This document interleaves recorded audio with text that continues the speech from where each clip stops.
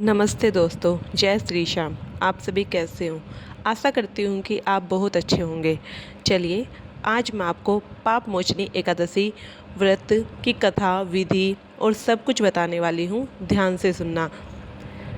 नमस्कार दोस्तों, आज हम बात करेंगे संपूर्ण विधि से पाप मोचनी एकादशी का व्रत करने से क्या फल मिलता है। हिंदू धर्म में एकादशी का व्रत बहुत पवित्र माना जाता है और यह व्रत भगवान विष्णु को समर्पित होता है। धार्मिक ग्रंथों जैसे भविष्य पुराण में बताया गया है कि जो व्यक्ति पाप मोचनी एकादशी का व्रत पूरी विधि और श्रद्धा से करता है, उसे अनेक प्रकार के सुफल प्राप्त होते हैं। इस व्रत का सबसे बड़ा फल यह है कि मनुष्य के पुराने से पुराने पाप भी नष्ट हो जाते हैं। इसी कारण इसे पाप मोचनी कहा गया है, यानी पापों से मुक्त करने वाली एकादशी कहा गया है। जो भक्त पूरे नियम से व्रत करता है, पूजा करता है और भगवान विष्णु का नाम जपता है, उसका मन शुद्ध और शांत हो जाता है। कहा जाता है कि इस व्रत के प्रभाव से जीवन की कई परेशानियां, कष्ट और नकारात्मक प्रभाव धीरे धीरे समाप्त होने लगते हैं। संपूर्ण विधि से व्रत करने पर भगवान विष्णु की कृपा प्राप्त होती है और घर में सुख, समृद्धि, शांति और सकारात्मक ऊर्जा आती है। धार्मिक मान्यता के अनुसार जो व्यक्ति श्रद्धा से पाप मोचनी एकादशी का व्रत करता है, उसे अंत में मोक्ष की प्राप्ति होती है और भगवान विष्णु के धाम में स्थान मिलता है। इसलिए कहा जाता है कि अगर कोई व्यक्ति श्रद्धा, नियम और भक्ति के साथ पाप मोचनी एकादशी की संपूर्ण विधि से पूजा और व्रत करता है, तो उसके पाप नष्ट होते हैं और उसे भगवान विष्णु की विशेष कृपा प्राप्त होती है। अब मैं आपको पाप मोचनी एकादशी की पवित्र कथा के बारे में बताती हूँ। प्राचीन समय में चित्ररथ वन नाम का एक सुंदर वन था।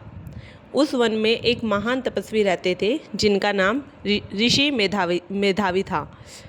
ऋषि मेधावी भगवान विष्णु की कठोर तपस्या कर रहे थे। उनकी तपस्या इतनी शक्तिशाली थी कि देवता भी उनका सम्मान करते थे। उसी समय स्वर्ग की एक सुंदर अप्सरा मंजूदोसा उस वन से आई और वह बहुत सुंदर थी और बहुत मधुर गाती थी। तभी कामदेव ने सोचा कि ऋषि मेधावी की तपस्या भंग कर दी जाए। उन्होंने मंजूदोसा से कहा कि वह अपने रूप और संगीत से ऋषि को मोहित कर दे।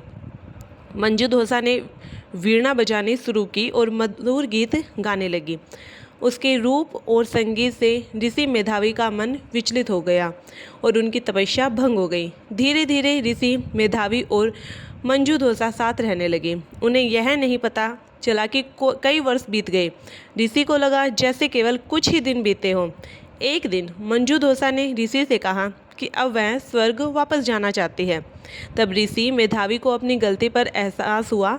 उन्हें बहुत क्रोध आया और उन्होंने मंजूदोसा को श्राप दे दिया कि वह पिशाचिनी बन जाएगी। श्राप सुनकर मंजूदोसा बहुत दुखी हुई। उसने ऋषि से क्षमा मांगी और विनती की कि उसे इस श्राप से मुक्त होने का उपाय बताया जाए। ऋषि मेधावी ने क्रोध शांत किया और उन्होंने कहा कि यदि तुम श्रद्धा से पाप मोचनी एकादशी का व्रत करोगी तो तुम्हें उस श्राप से मुक्ति मिल जाएगी। मंजूदोसा ने पूरी श्रद्धा और नियम से पाप मोचनी एकादशी का व्रत किया।